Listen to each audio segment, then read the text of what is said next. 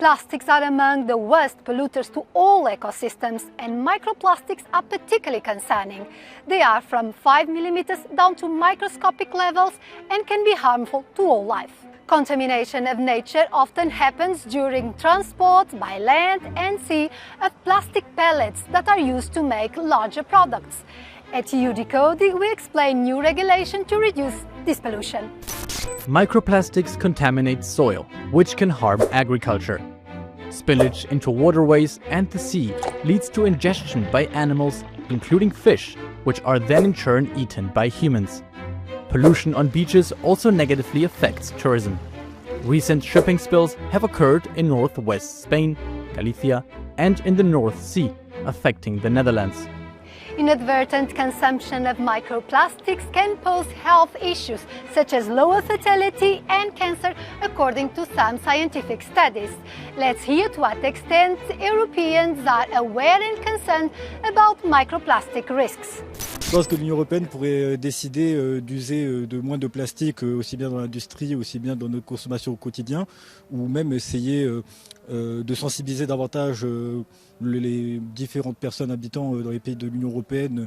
It's everywhere, which I mean isn't brilliant, but I guess we don't really know what effects that will have long term. Πιστεύω ότι βλάπτουν πάρα πολύ, διότι η διάσπασή τους διαρκεί πάρα πολύ.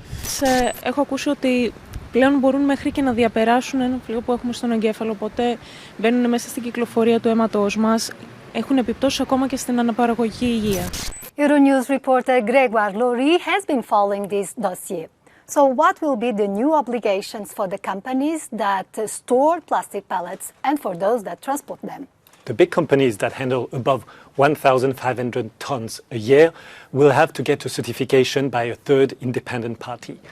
The small companies that still handle above 1,500 tons a year will have lighter obligation, like one-off certification in the 5 years after the entry into force of the regulation. And you have the small companies that handle less than 1,500 tons a year, and the micro-enterprises, they will have to issue a self-declaration of conformity. And in practice, these companies have to do what? Train the people that work there, have more technical means when there is an accidental spillage? They will have to, indeed, because contamination can occur at different stages of the process. It can be the production, can be the processing, the distribution. So they will have, indeed, to provide all this kind of staff training, organizing to make sure that they reduce pellets losses. Some non-governmental organizations were a bit critical, saying there are too many exemptions, too much delay to enter into force. What is at stake? For instance, NGOs argue that most of SMEs are actually representing the vast majority of making up the plastic supply chain, accounting for 98% in conversion and 97% in transport and storage. The maritime sector got an additional year for the transition, and NGOs argue that actually the vast majority of European vessels are already following the international recommendations. And finally, why will non-EU companies also be included in this regulation? So pellets are very mobile. They can be dispersed by air, water, land. It can occur at all stages of the supply chain. And the highest risks are actually in the loading and unloading. So the EU wants to make sure to get all the companies within the regulation. Each year, the equivalent of up to 7,300 truckloads of plastic pellets are lost to the environment. The new rules are expected to reduce plastic pellet losses by up to 74%. But plastic pellets rank third among the largest sources of microplastic release after paints and tires. Textiles and detergent capsules are other significant sources of this pollution.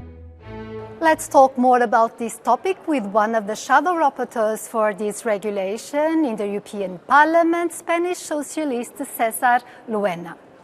¿Cómo se puede garantizar que las empresas van a aplicar estas normas, sobre todo aquellas que no pertenecen a la Unión Europea? Fuera del territorio de la Unión Europea no podemos garantizar nada, pero aquellas empresas de fuera que trabajen, que operen dentro de nuestro territorio, tendrán que tener un representante autorizado que explique cómo cumple con las normas europeas a cada autoridad competente en los Estados miembros. Por tanto, si ocurre una desgracia, un accidente, inmediatamente vamos a ver la empresa y vamos a tener este representante autorizado. ¿Por qué el transporte marítimo tendrá 3 años para cumplir estas normas en lugar de 2 como las otras empresas cuando la contaminación del mar es tan elevada? Pues porque países como, los puedo nombrar, no tengo ningún problema, como Chipre, como Grecia, como Malta, como Croacia, sí pedían esos 3 años porque necesitaban más tiempo. A cambio hicimos que el Consejo, que los países miembros aceptaran, por ejemplo, la propuesta del Parlamento sobre el etiquetado, que tuvieron el etiquetado claramente donde se detalle, se describan los materiales y los peligros que puede tener si se pierden esos materiales, si se vierten al suelo o a las aguas. Para 2030 la Unión debe reducir la liberación de microplásticos al medio ambiente en un 30%. ¿Se están evaluando adecuadamente otras fuentes de contaminación para alcanzar ese objetivo? Sí, yo creo que sí. Todo lo previsto en el Pacto Verde Europeo, desde las políticas de economía circular, hasta las políticas que hablan de residuos urbanos, de agua potable, de la pintura, textiles, etc. Entonces, si aplicamos lo que teníamos previsto, llegaremos y cumpliremos. Pero si dudamos y caemos en las cesiones a la extrema derecha, pues quizá no. La Unión Europea ha prohibido los plásticos de un solo uso y existen innovaciones como materiales biodegradables, pero ¿no debería la Unión ser más activa en la promoción de alternativas al plástico para los consumidores? Tenemos por un lado el reglamento de ecodiseño, los trabajos en el programa Horizonte Europa y un reglamento que se revisó en el mandato pasado sobre los materiales reciclables y de un solo uso. Creo que ese conjunto de 3 cosas debieran tener una visión única, un plan único, y por tanto así creo que también seríamos más eficaces. Violations of the new rules on storage and transport of plastic pellets could lead to fines of up 3% of the company's turnover in the EU. The governments retain the initiative to initiate criminal proceedings in case of severe contamination, but the bigger challenge remains persuading people to use fewer plastics in our daily lives.